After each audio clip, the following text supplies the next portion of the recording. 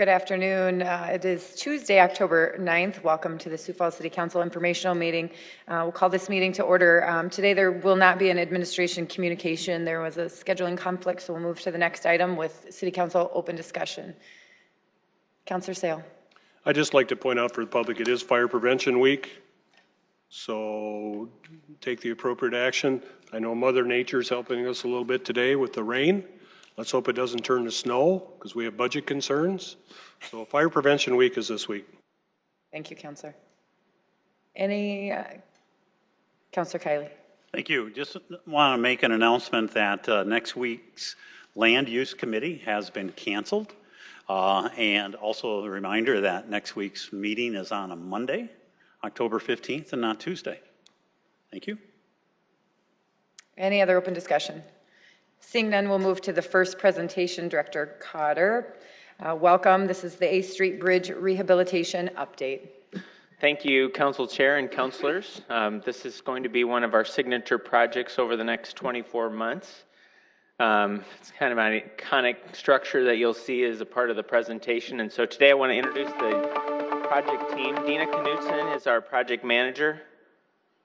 Some background music. Dina Knudsen's our project manager, and she also was instrumental in the reconstruction of the 12th Street Bridge. That was a very unique and complicated structure over a railroad that had to be built in 3 phases. Our design team is Infrastructure Design Group, and Chad Hanisch and Vanessa Victor are here. Vanessa will do the bulk of the presentation. We also have our Assistant City Engineer, Jeff Delories, here as well. So again, thank you for your time on the agenda, and we look forward to bringing you up to date on this project. Thank you, Director. Welcome, Vanessa. Good afternoon. I'm Vanessa Victor with Infrastructure Design Group. We're going to talk a little bit about the 8th Street Arch rehabilitation. Basically go over the project area of the whole entire project, a little bit about the history and analysis that went into where we are today. I know that we had an informational last April, but we'll rehash kind of some of the important things that you need to know about this historic structure, go through some of the proposed renderings and how we're going to do some of these proposed repairs, and then talk through some of the next steps in the design process. So here's our project area. It basically goes from Phillips to Reed Street, and then we're touching the Greenway on both sides, primarily a little bit more on the west side, which has not necessarily been touched up to this point. Quick history. This was the first crossing in Sioux Falls to cross the Big Sioux River. This is actually the 3rd structure that was there. The first 2 washed out or proved inefficient. And this structure was built in 1912, and at the time of its erection, it was the greatest and most costly structure in South Dakota. It was at the advent of concrete construction. That was very new material to be used for bridge construction at that time. It is also penned as an engineering marvel of its time. The designer of the structure was actually Daniel Luton, and he hails from Indiana. He was a Purdue professor, and he patented his design because it was a new construction technology at that time. And he has over 5,000 of these bridges across the United States that he has designed, and they came with a 5-year warranty. 5-year. Oops. So basically, what brought us to this project in the first place is the structure was showing signs of deterioration, so we really needed to get under it and analyze it due to its age and some of the conditions that were seen on the structure, and just evaluate if rehabilitation was a viable option. And that basically brought us up to what was presented last April, and we did find that rehabilitation was viable. We can hit the design life with rehabilitation of 75 years, which is basically what we use for reconstruction and our new bridges today. Our construction timeline, any way you look at it, will be considerably less for rehabilitation versus complete rebuild. The cost is significantly less as well. And end of the day, the best part is we get to preserve the history of the structure in our downtown. So here's a couple of proposed renderings. As you can see, it's basically what's out there today. It is a historic structure, so we are pretty well tied on what it can look like when we rehabilitate it. So we're going for all the same architectural elements of it, just making sure that the concrete is clean, sound, and it's structurally safe for years to come. Here's another view. So it's easy to say that, but how does that actually get accomplished? Well, the structure and the roadway has not been replaced since the 70s. There was a rehabilitation at that time. And today there is about 12 inches of asphalt on top of this bridge that we've just slowly applied. With that, the structure itself is filled with dirt and earth, and that has been inundated and saturated over time. So it's constantly providing moisture to the structure, which moisture and concrete or anything structural does not go well together. So our biggest thing is removing all of that earth fill and replacing it with dry material. We will waterproof the top at the same time. Now, removing is not that easy of a process because it has to be done equally. So we're not contributing to any instabilities in the structure, which can happen. The picture on the right shows basically what the arch will look like when all of the fill is removed. You will literally see the concrete arches all the way across the bridge before we start refilling it. Additionally, we need to address some ADA concerns on the bridge, make sure that we have proper access for all citizens, and we're looking at ways of dealing with the parking across the bridge, and that was at a public hearing about 3 weeks ago, trying to solicit input from nearby residents on what they would like to see for as far as parking for the structure. And the biggest thing with the structure right now is it will be an amazing opportunity for a viewing spot for the Arc of Dreams. So how do we incorporate that into our plans to make sure that we're providing a safe spot for people to view this new art installation? So these were kind of the concepts that we had thrown out for the roadway, mostly dealing with parking. The red dots, according to the public that showed up at the public hearing, they were not in favor of it, and green dots, they were in favor of it. The first option was basically removing all parking on the structure and creating wider sidewalks on both sides of the bridge.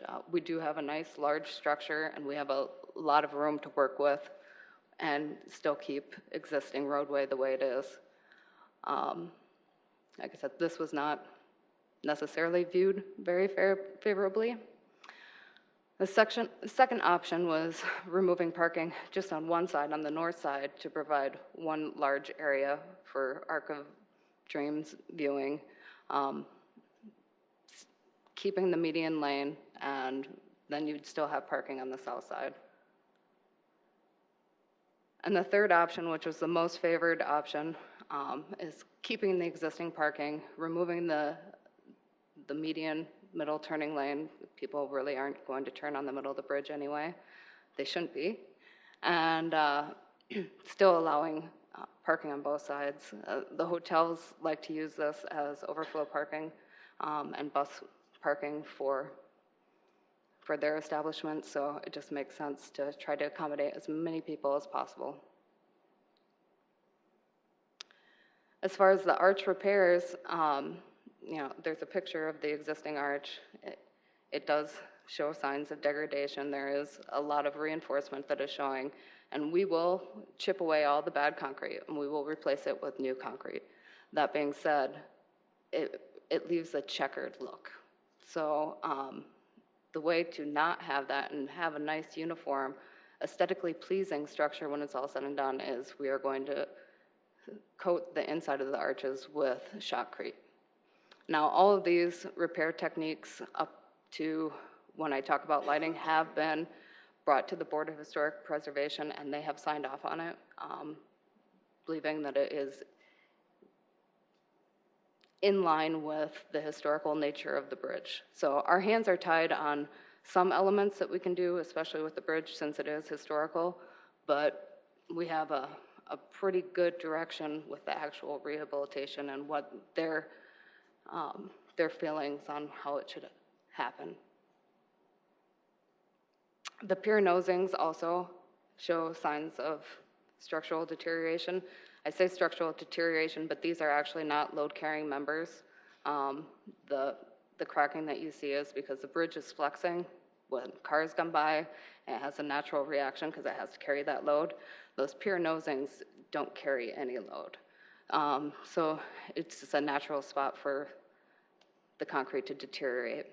So we will literally chop those off. We will dowel in new reinforcement and cast a whole new nosing section that is very similar to what the design intent was in 1912. The spandrel walls are a little tricky when you get into that checkered look on how to repair them and still keep the fenestrations, which is that fine line that goes around.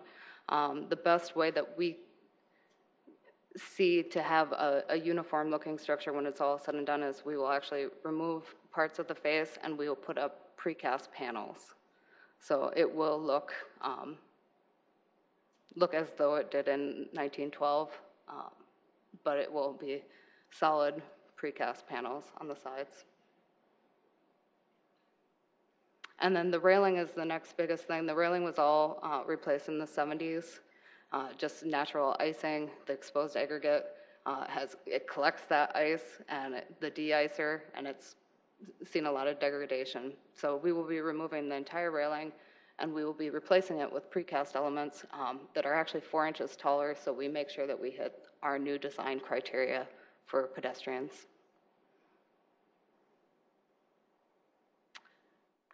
So the lighting is, we have to circle back with the Board of Historic Preservation on a cohesive lighting plan just to make sure that they are in favor of lighting. They want to make sure that it accentuates the architectural elements of the structure, but does not distract from the structure itself.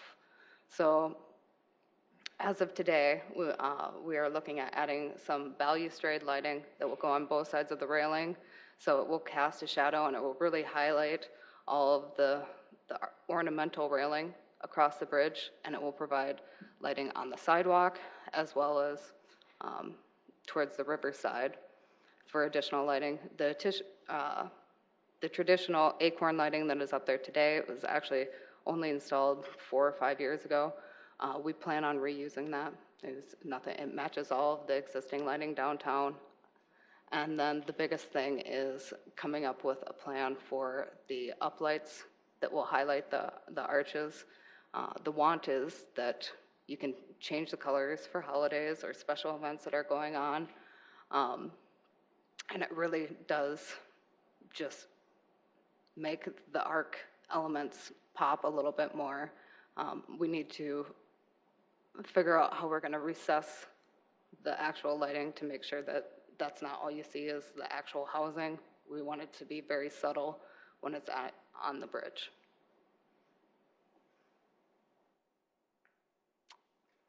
I had mentioned that there will also be some greenway improvements going on. The biggest thing would be getting ADA compliance. On the northwest side of the bridge, there is a stairway and an old utility vault that we will be removing as a part of the structure. On the west side, there is also a fenced area that we're looking at doing some sort of just cleaned up area, and still waiting for some direction from the Board of Visual Materials on what they would like to see on each side of the bridge. And then the biggest thing would actually be on the east side. We're going to open up the channel and allow On that eastmost span, there's always been dirt since the 40s that has naturally sedimented in. We will open up the channel, continue the river wall, so there will be water flowing through there, and get rid of the riprap underneath the structure. It's a tripping hazard, and just try to make it a little bit more user-friendly. Everything on the greenway on this section of the bridge was put in as temporary, not knowing what was going to happen with this structure. So we're going to try to use the pieces that were temporary that worked to the most part, and then expand with the actual greenway vision.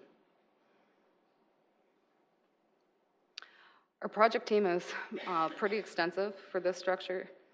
We have about 12 in total, different design firms and contractors on staff. We have 2 contractors, a local contractor and a national contractor that's looking at construction timeline.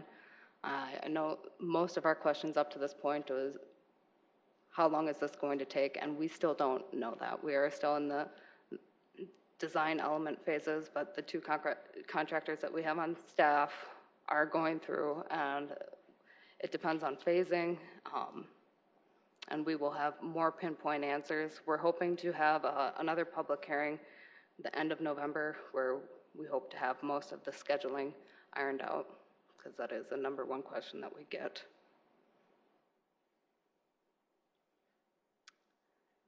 We also continue to monitor the structure monthly, just to make sure that it is safe for all citizens to be using and driving over.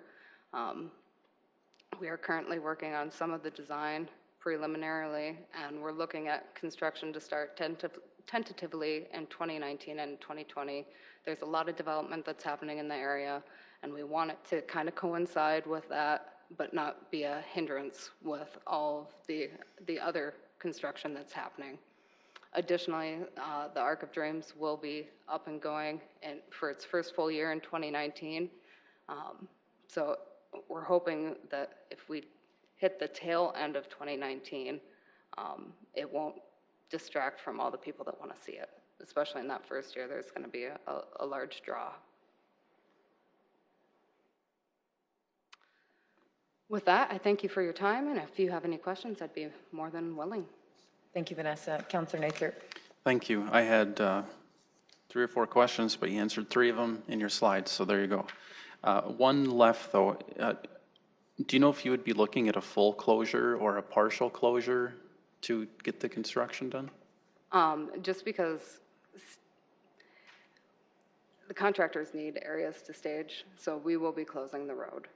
We will be closing it not quite to Reed Street, but they just need someplace safe to put all their equipment while they try to work. So the roadway will be closed. It still remains to be seen. I believe we are going to try to keep the trails open through the entirety of it. Okay. Just a couple comments. The greenway updates, particularly on the west side, will be very nice, so I'm hoping that will be, you put some, for lack of a better term, you pretty it up, I guess. It feels a little sort of forgotten on that side compared to the east side. I would give quite an endorsement to hopefully the color changing. That would be nice. You see that on some other structures in other cities like Minneapolis, and there's some neat things that you can do seasonally.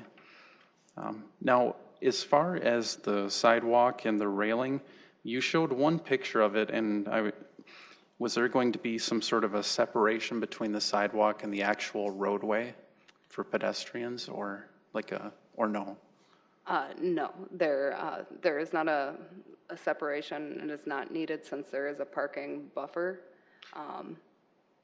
So according to Federal Highway, we technically don't need it, and so I guess we're going just for open spaces as much as possible. It just creates some issues with snow removal.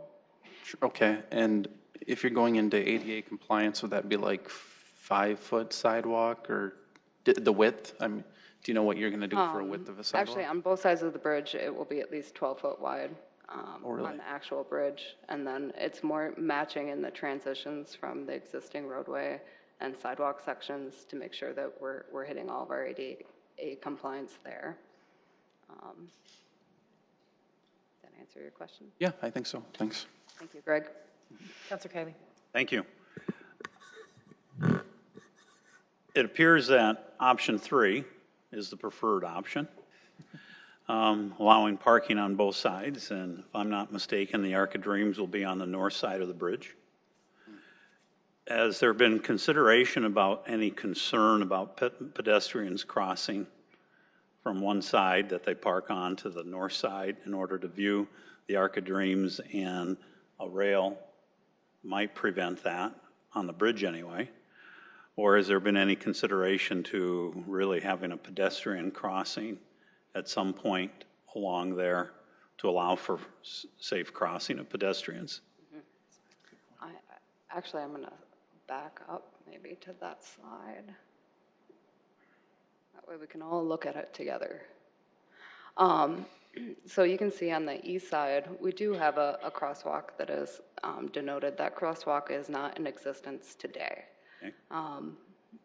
Just with us being out there monitoring, people naturally do try to cross. The trail comes up on both sides. Depending on what happens on the east side, I don't necessarily see a crosswalk on the east side, but the west side, that will be, or I'm sorry, on the west side, I don't see a crosswalk, but on the east side, we're definitely expanding. Right, because on the west side, you're pretty close to the intersection as is. Okay, and I had not noted the crossing. Do you know, would that have any signals or anything, any flashing lights or anything? Sioux Falls drivers are not used to pedestrian crosswalks. We have one just out here on Main, and you're risking your life if you expect traffic to stop for you when you step into that crossing. The flashing amber lights might draw more attention to it. Just something to consider. Okay. And then, as Councilor Neitzer mentioned, I too am happy to hear that you have the lighting options, because that's going to fit nicely within another project that I'm currently working on. So, bravo for doing that. Councilor Sale. Do you have a timetable on how long construction will last for this? And the second part of that, in the construction bid, will there be incentives for early completion and penalties for late completion? We are still working with our contractors that are on the design team to pinpoint a reasonable construction time period. And yes, we are looking at incentives for, obviously, the faster that they can get done, the better. We are also looking into advanced ways of doing some of these different elements, such as removing the bad concrete. There's a traditional hand chipping method, which is time intensive, but if we do hydro demolition, which is basically like a car wash that you would go and you wand away the bad concrete, and it cleans all the rebar at the same time. It's more costly, but it is efficient. Now, how that lines up with the construction time frame, hydro demolition in the winter doesn't work. So hand chipping in the winter does work. So we will have a better idea in the coming months of a reasonable time frame that we can try to expect, being pretty safe to try to not get anyone's hopes up quite yet on this. It's going to take this many months, because we want to make sure it's thoroughly vetted by our team. Well, just as a total closure of a street like this, a bridge like this, is going to be inconvenient for a lot of people. And if that drags on and on and on, as construction projects sometimes do, I would encourage you to put severe penalties for lateness in there and severe incentives if they could get it done early. And I think if I had a business on either side of that bridge, I would go for that too. So that's just a couple of comments. I agree. Thank you. Councilor Staley. How many parking spots are on that bridge? You know, when you were talking about. I think it's like 20. Okay, and so that's going to remain just the same? Yes. We're taking that turning lane out. Then you're talking about 12 feet areas on either side, 24 feet total for the sidewalk area, correct? How wide is that right now? Right now it's just a standard 8 to 10 feet. Is that a standard sidewalk size, or is it wider? It's wider than a standard, yep. Okay, so, and this bridge isn't going to be expanded in the width at all, right? So everything's going to look the same except these bigger, no turning lane and these bigger sidewalk areas. I'm trying to visualize that. Okay, then that railing, was that put in the 1907? Is that 1970s? Oh, okay. So that's not historical, that concrete.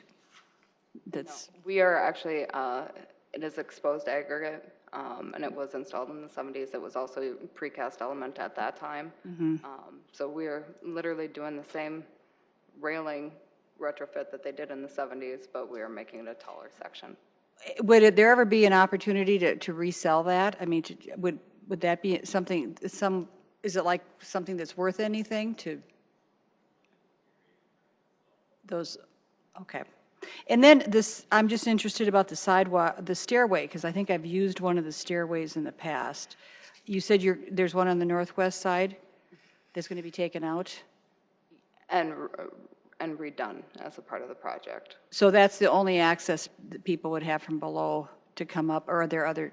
There's access from each side of the bridge that you can come up to the roadway. It's just reworking the northwest side to make it a little bit more pedestrian friendly. And Okay, thank you. Councilor Kiley. Just a little follow-up on both, actually, Councilor Sale. I do agree, it'd be nice if there were incentives for early completion or penalties for not meeting deadlines. However, I do understand that it would be a challenge considering the amount of rainfall that we've had this year and working under conditions where your river level constantly rises and drops, that something like that is beyond control of anybody in here. At least I think it is beyond control of anybody in here. So that would be an aspect that you'd have to somehow work around that. But I do agree with it. It'd be nice if we could move the project along as quickly as possible. But I really like the fact that we're keeping this historic bridge as it was originally constructed. And just once again, the rails that were replaced in the 70s were made, they were replicating what was there originally. And we're doing the same thing now, just that they're going to be a little higher, which is a good safety factor. So nice job overall with the project. thank you. Councilor Neitzer. Just a quick follow-up, as far as incentives go, I believe that they have it built in so that there's certain parameters. If they're out of their control, the contractor isn't penalized. I believe TLS Road, there's no way that's going to get done in time, and that's largely been out of their control. So I don't know that they're going to be facing penalties or complete, at least from what I understand. Getting back to that stairway, do you have, I'm sure somebody's looked at this, but do you have the land or the right-of-way where you could do some sort of a winding walking ramp or something like that, and get rid of stairways altogether, or is that just not possible? Right away on the northwest side is pretty tight. Okay.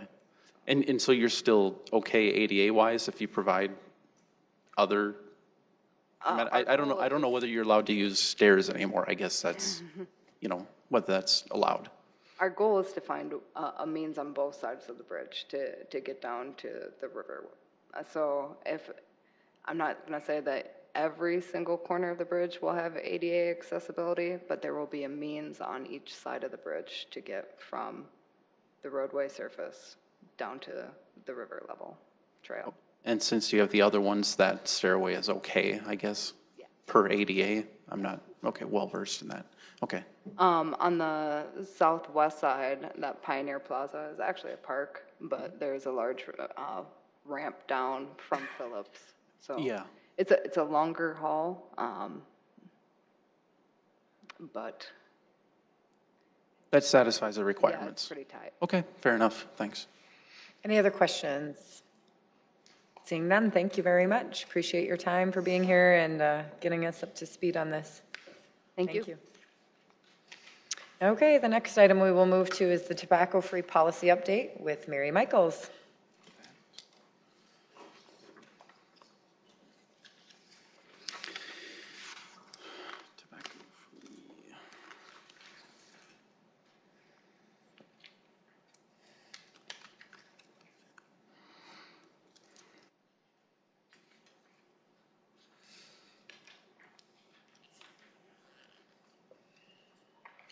Good afternoon, counselors. Mary Michaels with the Sioux Falls Health Department, and I'm here to provide a brief update on the city's smoking and tobacco use ordinance.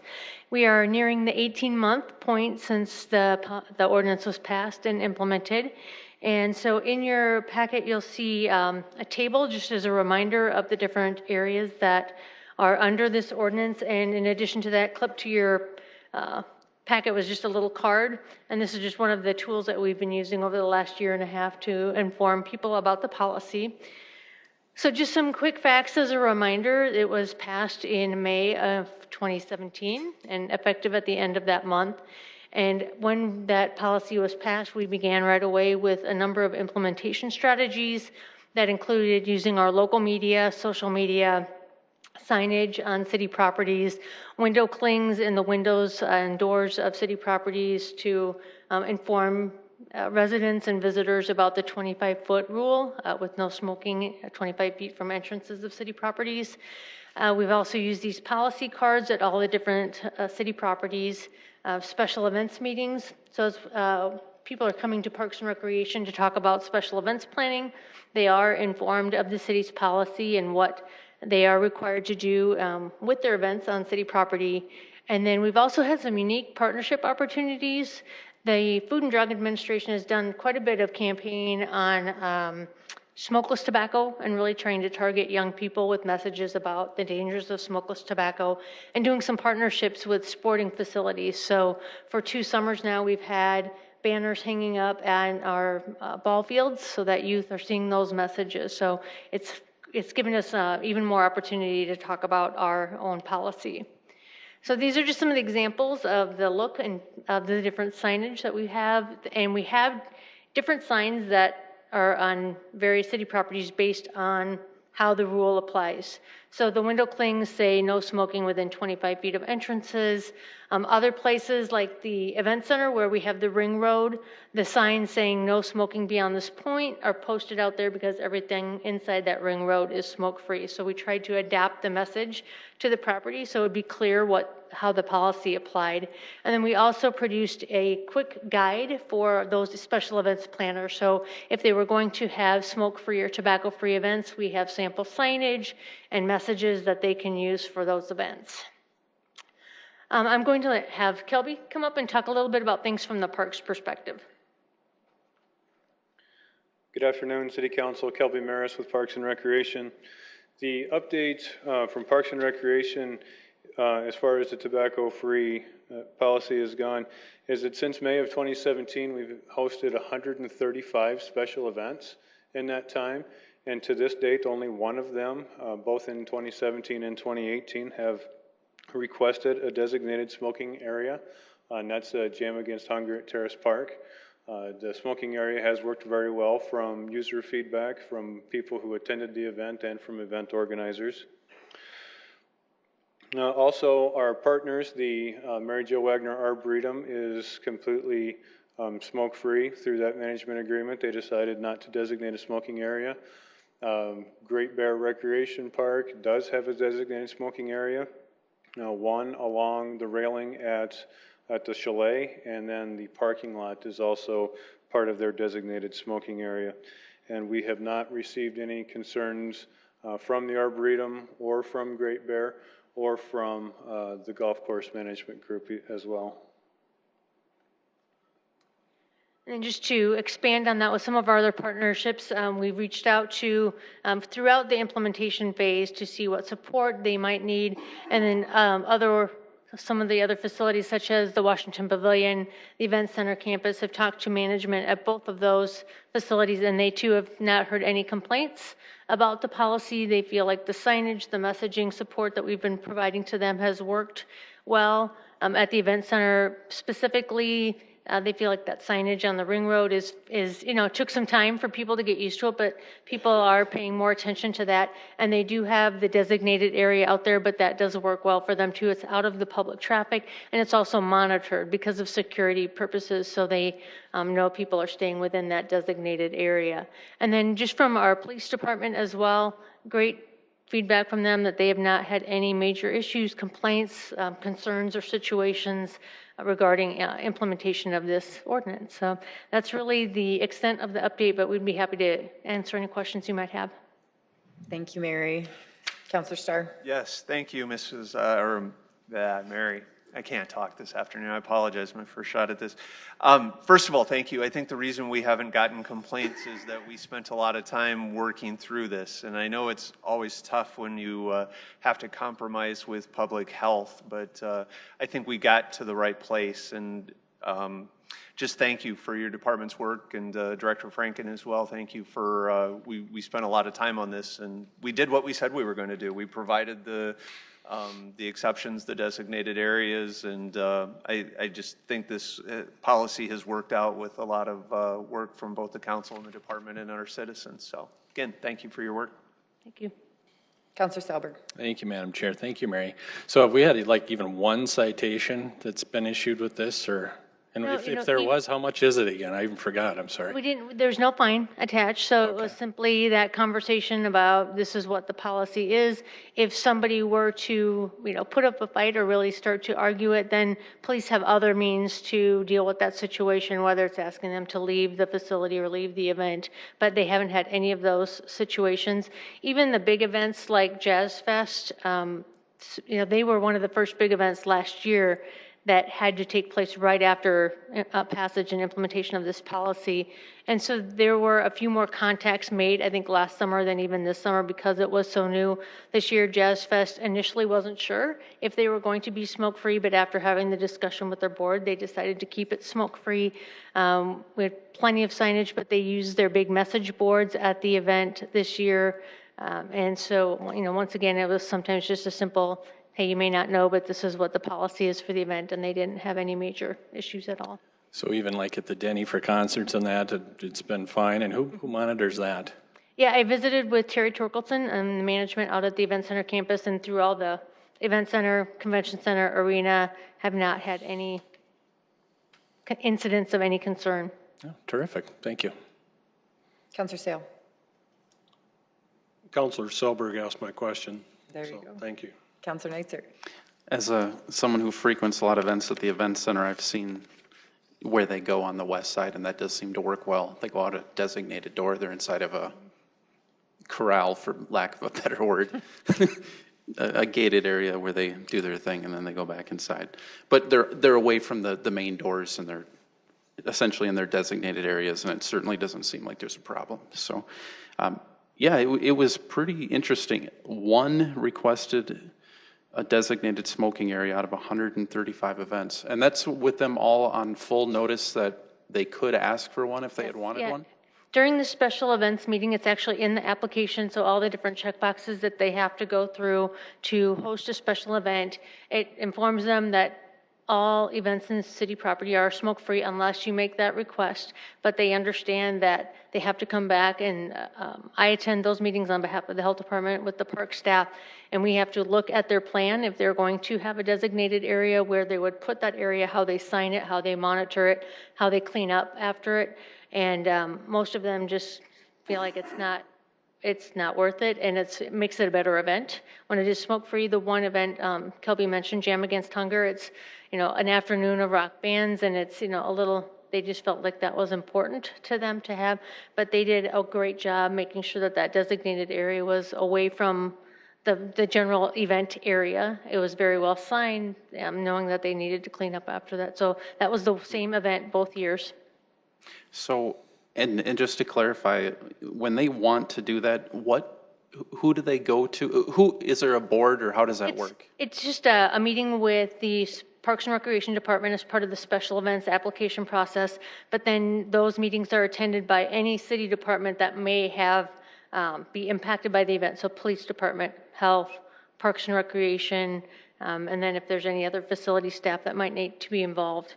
So it's just, and then it's up to the Parks Department to give final approval to that special event application. Okay, so they would come to you with a plan, you'd all sit down, go over it, talk about how it could work, there'd be an administrative approval, and then they do their event. Right. Thanks. Any other questions? All right, seeing none, we will move on to the next one. Thank you.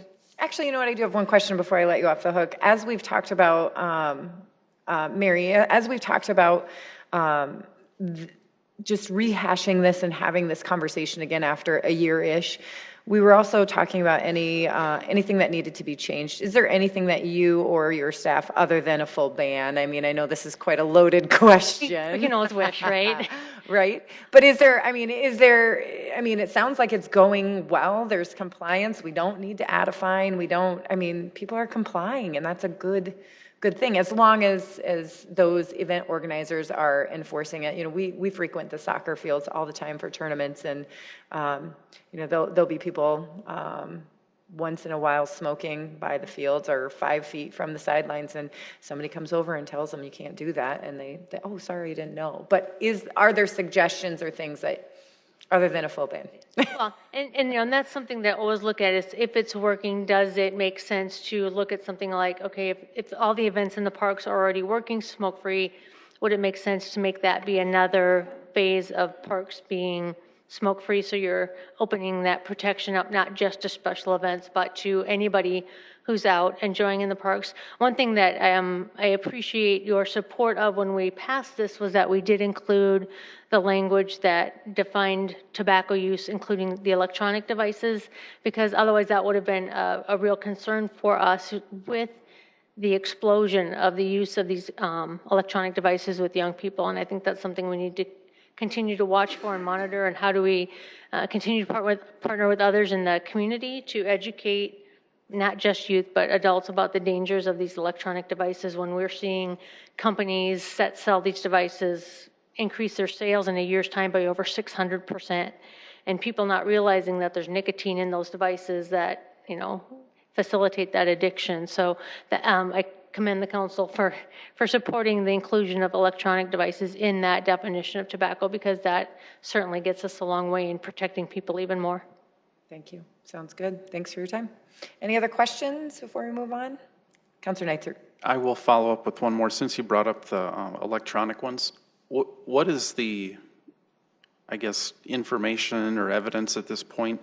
Do the kids move from the electronics up to actual cigarettes? Do we have any data on that? I've been curious about that. Yeah, and interestingly enough, I just pulled out a new study by the RAND Corporation, and the headline is, youth who use vaping products are more likely to smoke cigarettes and increase the use of both over time.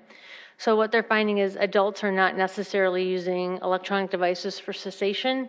They're doing both, or they're using the electronic devices as much or more as cigarettes. But with youth particularly, it's extremely dangerous, because in a similar study, they asked youth about Juul and some of these other products, and an overwhelming majority didn't even realize there was nicotine in these devices. And so that's what the FDA administrators just called this an epidemic, with the companies that are marketing to youth and the ingredients that are being now linked to things like popcorn lung and damage to your blood vessels and actual health consequences of using electronic devices. But they're finding a majority of, youth don't pick up an electronic device to quit smoking.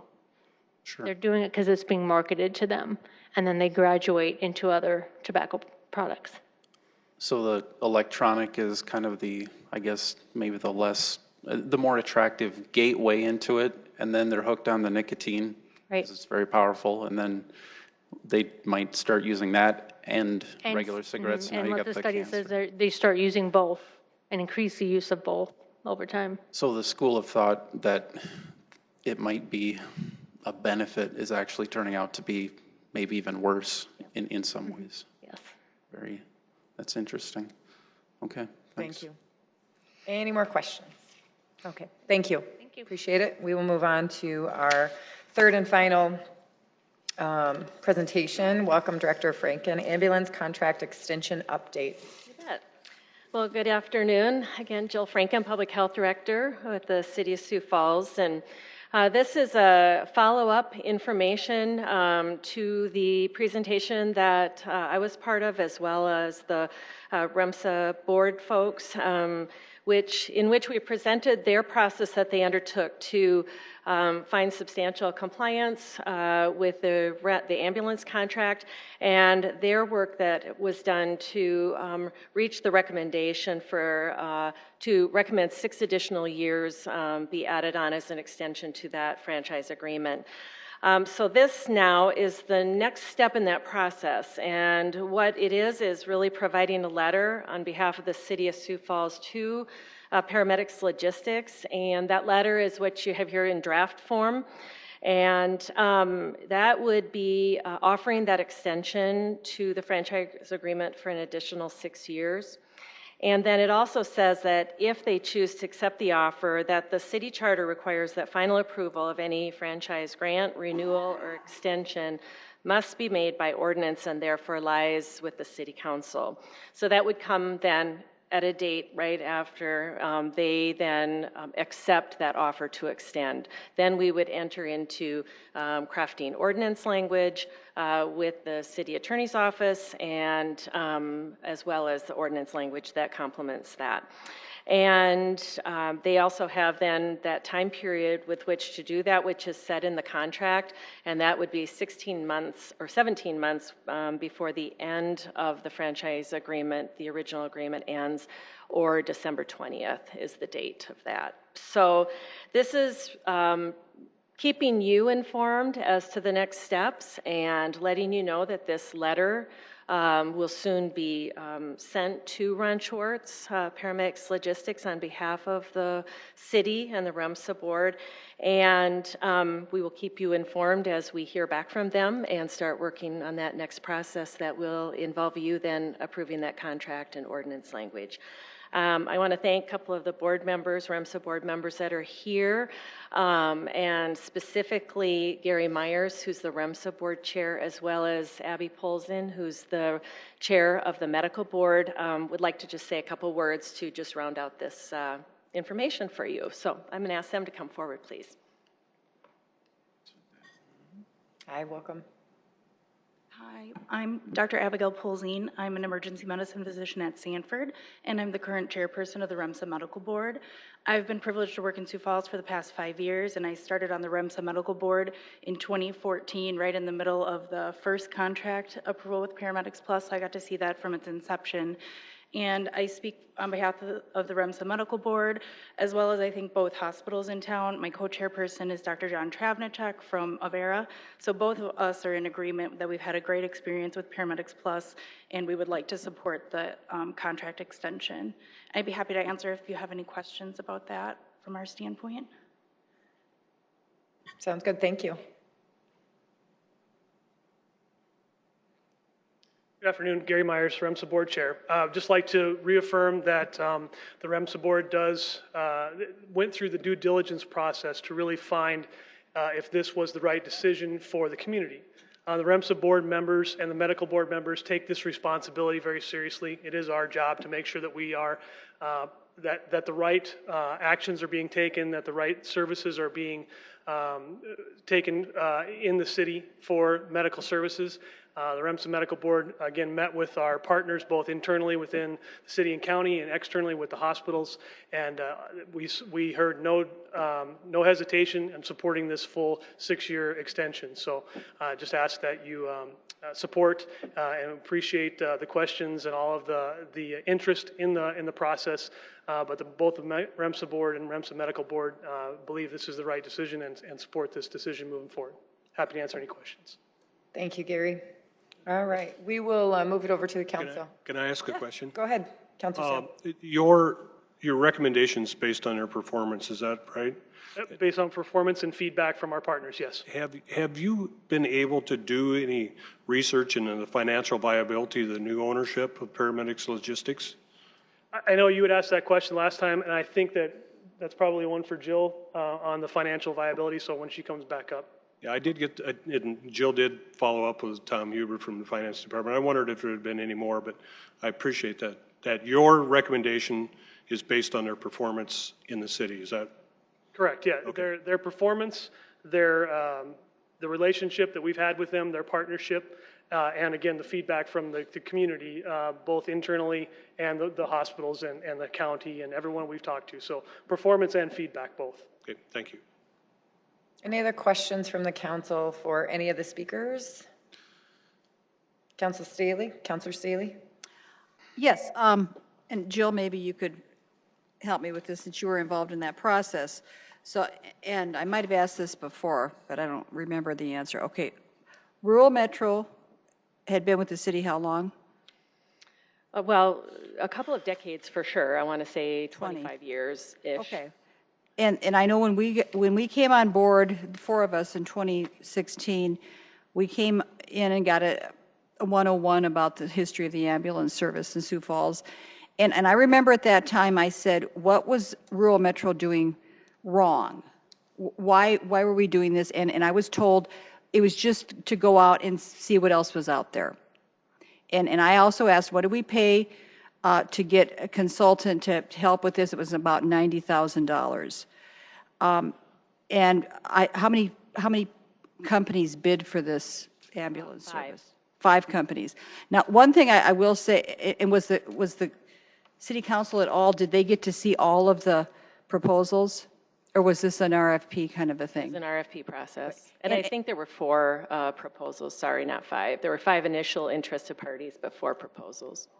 And just an aside, if I may, I happened to meet a gal this weekend who was from Sherwood, Oregon.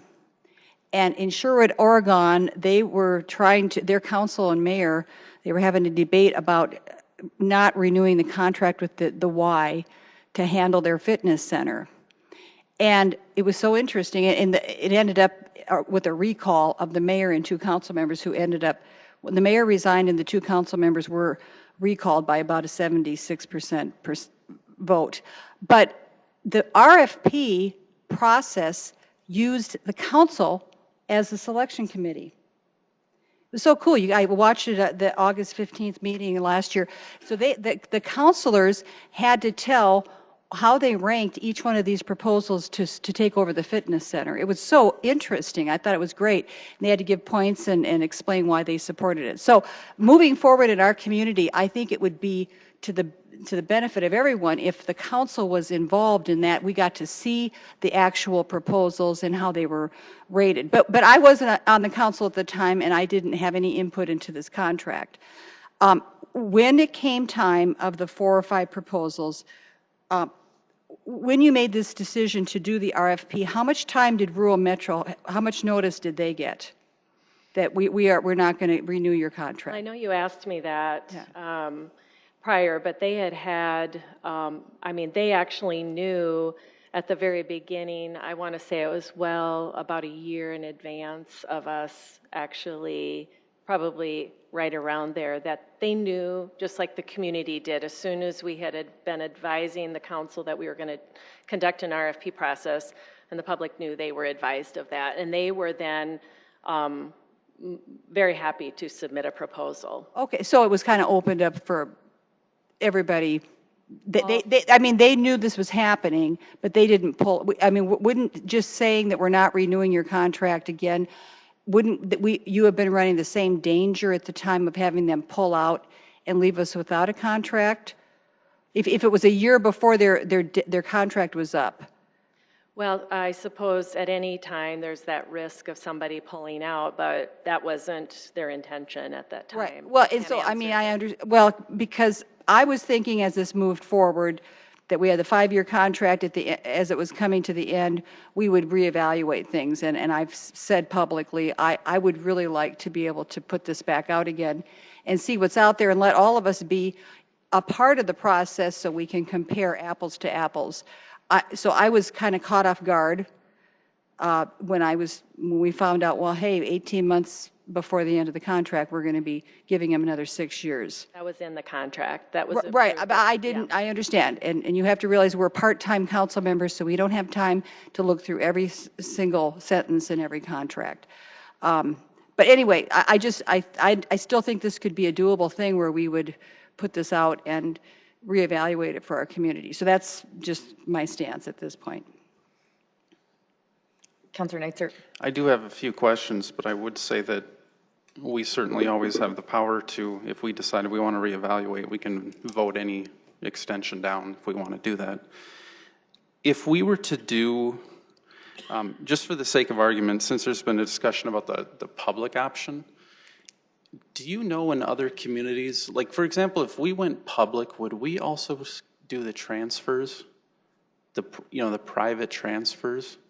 Well, that's probably one of the biggest questions that, you have to wrestle with is all of the non-emergent and transfers that are needed in a community. Who would do those? And so, yes, that would be something that oftentimes what you end up with is, if it's, say, hypothetically, the fire department has been discussed at some point, that would be a viable potential option for us down into the future.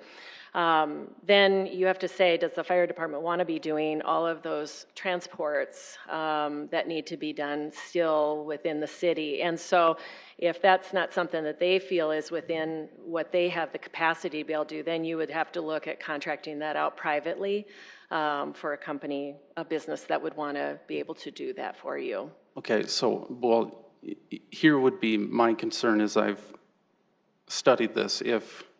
And I think it's always worthwhile to look at options, but the reason that the private entity is doing, it seems, the 911 piece is because they're also doing the private transports, which also helps to essentially make the numbers work, as it were, because a private or the 911, many times is non-paying or low-paying, I would think. And so let's say that we offload and we contract out all of the transfers and all we're going to do is 911. Would we not suddenly have a huge hole blown in our budget that we would have to subsidize where we're not subsidizing now, or am I missing something?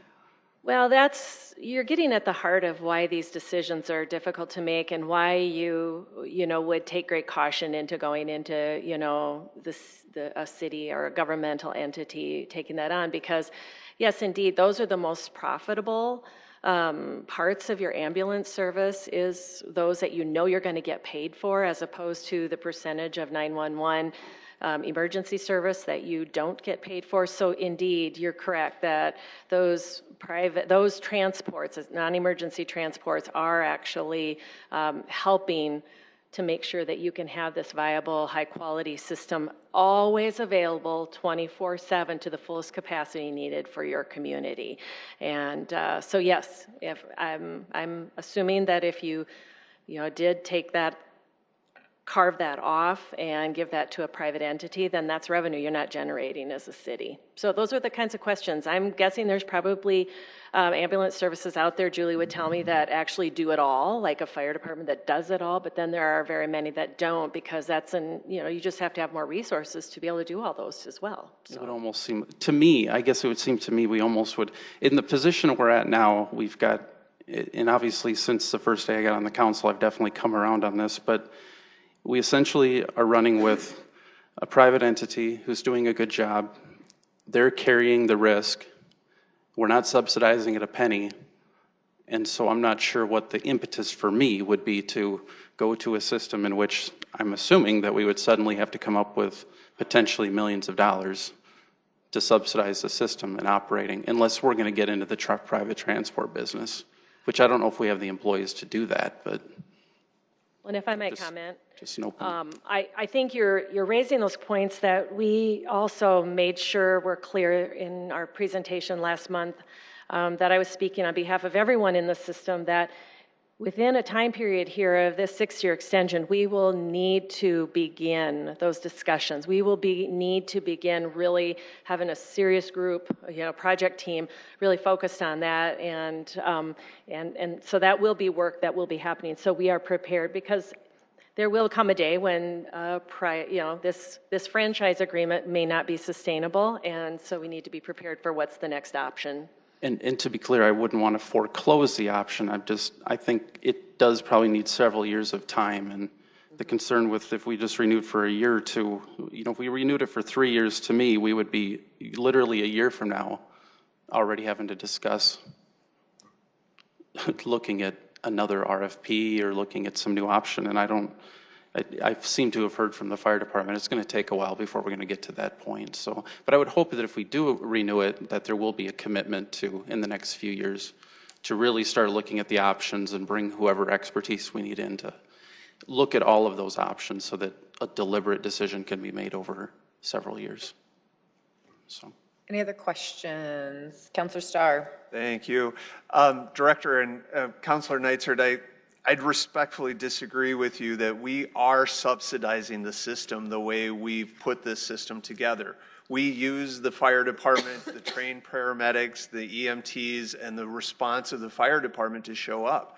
That's a large cost every year that we cover when we're at level zeros or times of system overloads, that the fire department is there and responds in that 5 minutes or less. It's a large expense that we have. We just went through the budget process and we're able to see exactly what those numbers were and how we do subsidize the system. We don't see it as a direct line item in our budget, but it's a large expense to staff 11 fire stations 24 hours a day, 7 days a week, to be there first.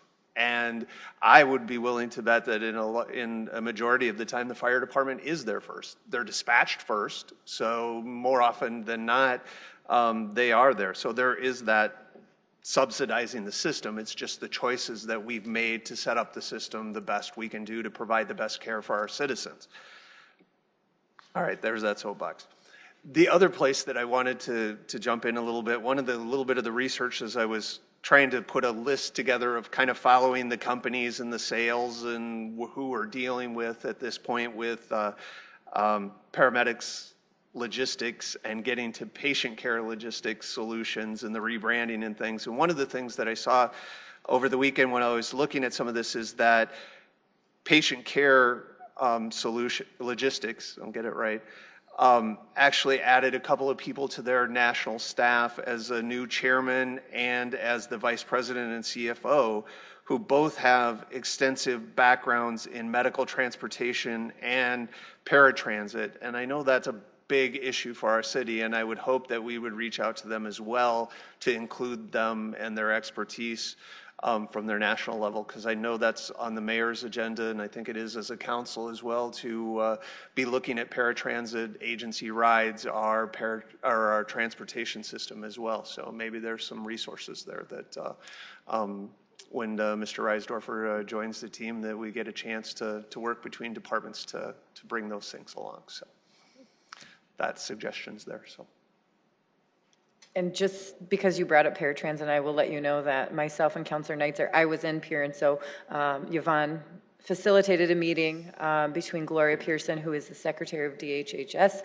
Councilor Neitzert was on the phone, and our staff was at the conference at the same time, and so I asked them to come along to this meeting that we had facilitated, and so those conversations are already continuing, going, but I agree that if they've got some expertise that we don't know about and we can tap into, I welcome that. If there's no other questions, I have a question. Okay, go ahead, Councilor Staley. Just to circle back about the non-emergency transports. Now, I thought before Paramedics Plus came that some of the other entities were able to do more of that within the community. Like Jay's company, I thought that he was doing more non-emergencies, and then he was told he couldn't do that after they came in. Well, truth be told, and very frankly, he was doing that outside of what's allowable in city ordinance, and so we had to send a letter to remind the entities involved that that was not allowed for him to be doing those types of transports that occur to remember beginning and ending within the city limits of Sioux Falls. So if you're referring to that those circumstances, that Right, and like Ruth, so when rural metro was here, that wasn't allowed either. They were doing all the non-emergency transports, rural metro? Okay, thank you. And go ahead, Counselor. I'd just like to say this, whether we're subsidizing the system or not subsidizing the system, I know that we've got a true collaborative effort in place that is offering wonderful level of service to our community, much better than it had previously been. I'm very supportive of the current system and provider, and I've seen to date no reason why I would not vote to renew the extension of this particular contract. Thank you. I would like to echo those sentiments as well. I just want to share with the council, back in 2015, Councilor Greg Jameson did make a budgetary amendment to the budget. And it was because of his initiative, and this is no disrespect to anyone, I'm just fact-telling, he wanted the RFP done. And so he had funded it.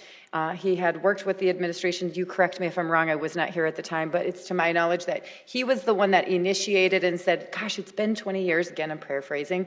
It's really time for us to make sure we have the best service in Sioux Falls. Our city has changed, it's grown, it's just so different than it was before.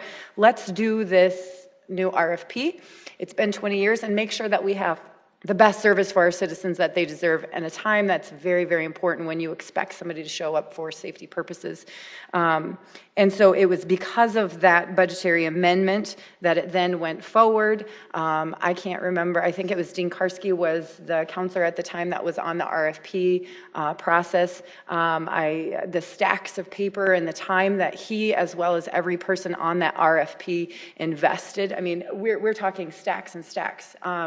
And the due diligence was done, making sure that it was scored fairly, it was scored justly, and it's because of that process that did initiate within the council that an RFP was suggested. It was done and facilitated through health to ensuring that we have the best system possible for our citizens. And so I just want to make sure everyone is aware of some of that. I don't have the link to it if we need to find the link to go back and watch some of that. I know it exists now. I know we've been talking about subsidies as well. Just think of the subsidy that would exist if we did go with a fire lead. I'm not saying I'm against it in the future, but if we had to do it, what's existing now, we're talking millions and millions of dollars to have to do that. And so maybe that's the direction we're going, but we're not there yet. We're not ready right now, and that's going to take many years, many studies, many looking at other areas of how it can be done if that's the direction we go. But right now, I think we have a pretty darn good system. To be honest, an amazing system that when I call, I know they're going to show up. And so I'm grateful and thankful for getting our system that much there quicker in times of need. And thank you for being here. If anyone has questions, please continue to reach out to Jill and her staff, director and her staff, as well as those on the REMSA board to answer any questions that you might have.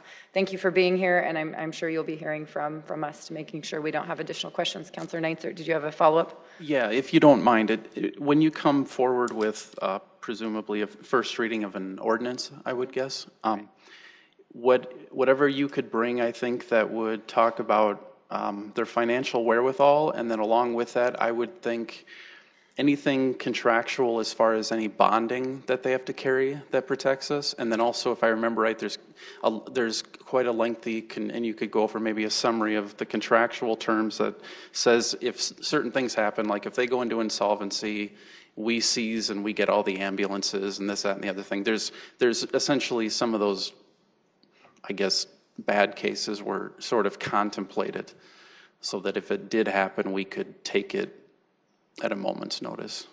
And covering all of that, I think, would help, since there's some questions swirling around this equity firm or whoever it is that owns it. Okay, can do that. And one more follow-up, if I may, and correct me if I'm wrong, but it's my understanding that we first are giving you permission to negotiate the extension. That's just the first layer, is we simply are saying, yes, we give you the permission to go ahead and renegotiate that extension and go from there. And then at a later date, that will come back and we will have first and second reading of that, correct? That's correct. You actually gave that permission. You authorized that with the original contract that was in place. So that's why we're taking the step that we are now. And then coming back, you'll get to do that final approval of an ordinance and contract with the extension. Thank you. Thank you, Director. If there's no other questions, seeing none, public input, we need to move to public input. Is there anyone that would like to comment on any of the items brought forward today? Seeing none, we will adjourn this. See you at 7 o'clock.